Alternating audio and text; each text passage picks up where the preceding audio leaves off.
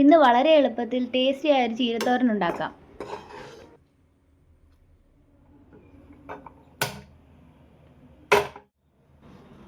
Pan ചൂടാകുമ്പോൾ അല്പം വെളിച്ചെണ്ണ ഒഴിച്ച് 1 സ്പൂൺ കടുകിട്ട് പൊട്ടിക്കാം. അതിലേക്ക് 3 വെളുത്തുള്ളി അല്ലി ചോപ്പ് ചെയ്തതും 1 പച്ചമുളക് കട്ട് ചെയ്തതും 2 വറ്റൽമുളകും ചേർത്ത് വഴറ്റാം. ഒരു മീഡിയം സൈസ് സവാള അരിഞ്ഞത് ചേർത്ത് കൊടുക്കാം.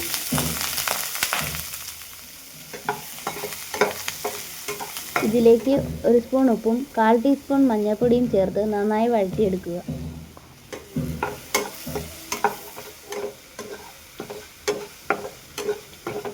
ഇനി അരിഞ്ഞു വെച്ചിരിക്കുന്ന ചീര ചേർത്ത് കൊടുക്കാം. നന്നായി ഒന്ന് ഇളക്കി കൊടുത്തതിന് ശേഷം അടച്ചു വെച്ച് വേവിക്കാം.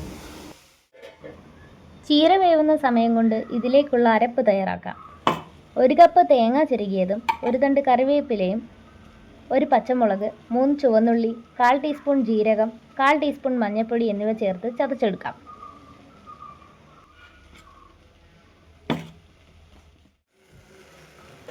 ചീര നന്നായി വെന്ത് വന്നിട്ടുണ്ട്.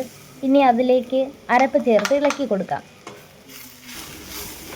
അരപ്പിൻ്റെ പച്ചച്ചുവ മാറുന്നത് വരെ 2 മിനിറ്റ് നേരം കൂടി ഇളക്കി വേവിക്കുക.